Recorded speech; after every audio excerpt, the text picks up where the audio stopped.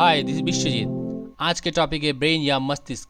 आज हम इसके बारे में जानेंगे, ये काम कैसे करता है। अगर हमें पता होगा कि कोई चीज़ कैसे काम करता है तो हम उसे डेवलप भी कर पाएंगे और मनचाहा रिजल्ट भी हासिल कर सकते हैं। इस ब्रेन के बारे में जॉन जे मडीना, जो एक डेवलपमेंट मॉलिक्यूलर बायोलॉजिस्ट है, इन्होंने एक किताब लिखी है जिस किताब का नाम है brain rules 12 principles for surviving and thriving at work, home and school.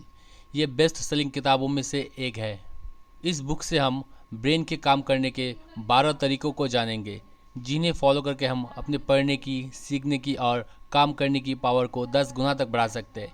चाहे आप एक स्टूडेंट हो या जॉब वर्किंग हो, बिजनेसमैन या इवन टीचर, ये 12 तरीके आपकी परफॉर्मेंस को नेक्स्ट लेवल पर ले जाएंगे और डेली लाइफ में आपके लिए चीज़ें आसान हो जाएगी। तो चलिए शुरू करते हैं। Rule number 1, the human brain evolved too. ये ब्रेन रूल कहता है कि ह्यूमन को मिलियन साल लगे ये अमेजिंग ब्रेन पाने के लिए। पहले हमारे पास सिर्फ एक लिजर्ड ब्रेन था, जो सिर्फ बॉडी के हिस्से को चलाने के लिए इस्तेमाल होता था, जैसे सांस लेना, हार्ट बीट को मेंटेन रखना, सोना और जागना इत्यादि। ये ब्रेन कोई जटिल काम नहीं कर सकता था। फिर इसमें कुछ और बदलाव हुआ और इसमें शामिल हुआ एमाइगडाला, और हमें एक कैट ब्रेन मिला, जिसकी वजह से हम कई चीज़ों के लिए कैपेबल हो गए। जैसे कि हम शिकार को देखकर मार सकते थे, शिकारी को देखकर भाग सकते थे और रिप्रोड्यूस कर सकते थे।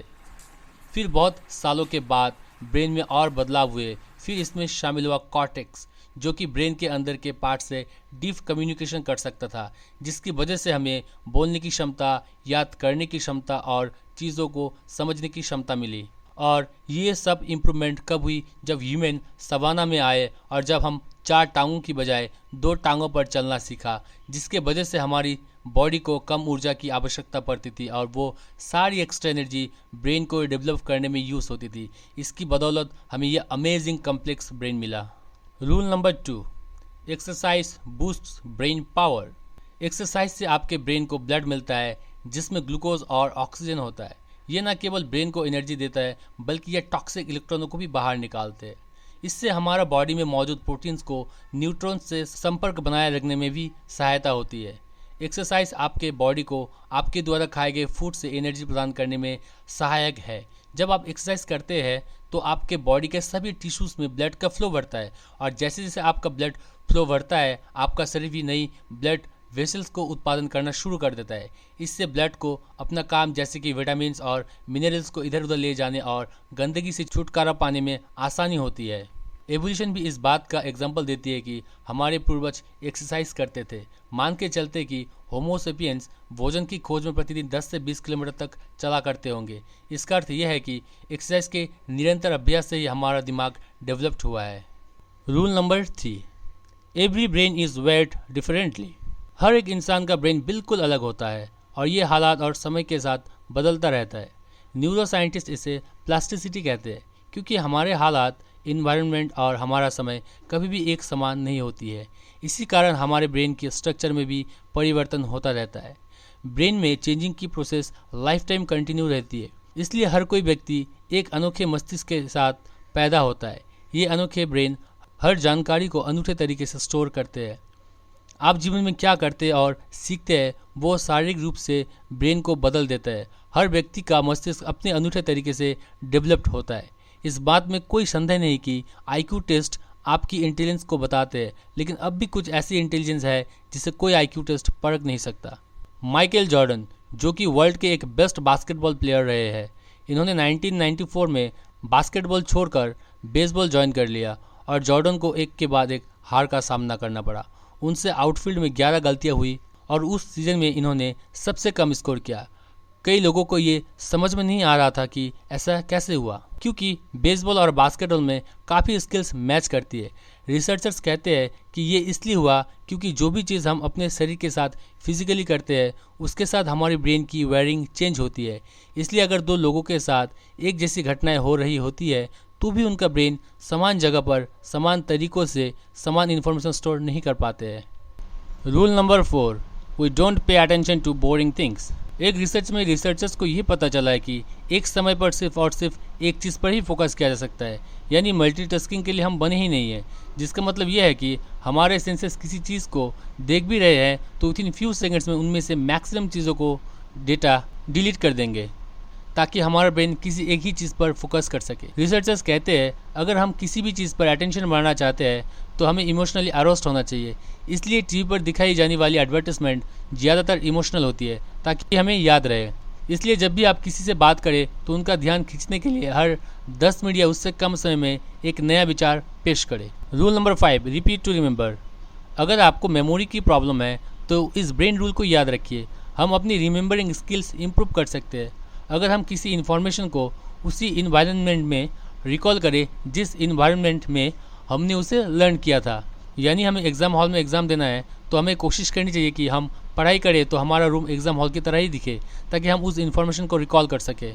हमारा ब्रेन हमें केवल रियलिटी का एक एस्टिमेटेड दृश्य देता है क्योंकि वो नई यादों को अतीत की यादों के साथ मिलाकर उन्हें एक साथ स्टोर करता है। लॉन्ग टर्म मेमोरी को रिलायबल बनाने का एक तरीका ये है कि नई जानकारी को धीरे धीरे ब्रेन में शामिल करें। Rule number 6, sleep well think well. कहते हैं ज़्यादा नींद लेना बेकार है और आलसी लोगों की निशानी है, लेकिन साइंस ने ये साबित कर दिया है कि हम जितना कम सोएंगे उतने ही ज़्यादा नेगेटिव कॉन्सिक्वेंसेस हो सकते हैं। कम सोने से हमारी अटेंशन कम हो जाती है, हमारी मेमोरी पर नेगेटिव इफेक्ट पड़ता है, हमारा मूड ख़राब हो जाता है, human logical thinking negatively impact होती है और साथ ही हमें बॉडी मूवमेंट से रिलेटेड बीमारियां भी हो सकती है।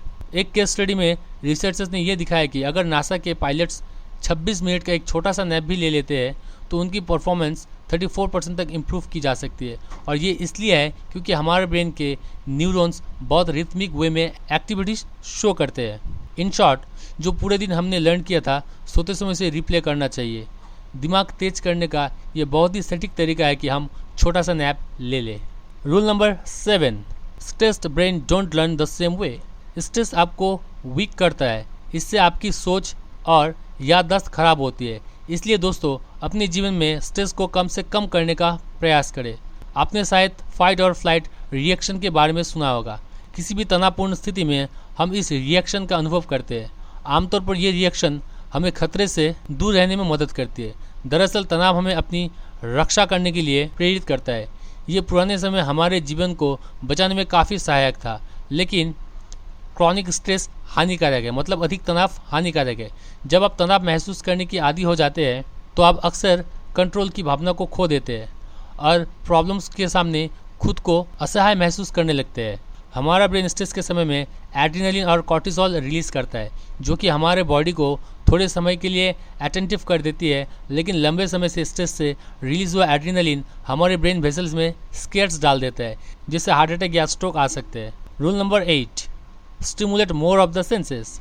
ये ब्रेन रूल कहता है कि हमारे जितने ज़्यादा सेंसेस किसी काम में इन्वॉल्व होंगे हमें उतना ही ज़्यादा याद होगा। सपोज रिसर्चर्स आपकी आंखों में पट्टी बांधते हैं और आपकी नाक के पास एक नाशपाती का फल रखते हैं ताकि आप उसे स्मेल कर पाए, लेकिन आपको वो एक सेब का फल खिलाते हैं। इस कंडीशन में आपसे पूछते हैं कि आपको कौन सा फल खिलाया गया था, तो ज़्यादा से ज़्यादा लोग कहेंगे हमने नाशपाती खाया। ऐसा इसलिए है क्योंकि हमने नाशपाती को स्मेल किया था, यानी एक सेंसेस को ज़्यादा यूज़ किया गया था। इसी तरह अगर हम स्टडी करते समय रूम में परफ्यूम या एयर फ्रेशनर इस्तेमाल करते हैं तो जब भी हम उस परफ्यूम को किसी जगह स्मेल करते हैं तो हमें अपने स्टडी रूम की याद आएगी और हो सकता है कि हमारा स्टडी करने का मन भी करने लगे। Rule number 9, our visual senses is the strongest. हमारी दृष्टि सबसे बेहतर इंद्रिय है। जब भी हम अपने विजन का प्रयोग करते हैं तो दिमाग का बहुत बड़ा हिस्सा एक्टिव होता है। ये ब्रेन रूल कहता है कि हमारी सबसे डोमिनेंट सेंस विजन है, क्योंकि विजन हमारे ब्रेन के 50% रिसोर्सेज यूज़ करती है। यानी हमें सबसे ज़्यादा मेमोरीज तब होता है जब हम कोई पिक्चर्स या कोई वीडियोस देखते हैं, ना कि रिटन और स्पोकन वर्ड्स को। जो चीज़ें हमें नज़र आती है वो हमें बहुत अच्छे से याद रहती है। इसलिए अगर आप भी अपने ब्रेन की याद रखने की जो पावर है उसको बढ़ाना चाहते हैं तो चीज़ों को सिर्फ सुनना नहीं, देखना भी शुरू करें। Rule number 10, male and female brains are different. ये ब्रेन रूल कहता है कि आदमी और औरतों का दिमाग बिल्कुल अलग तरीके से काम करता है।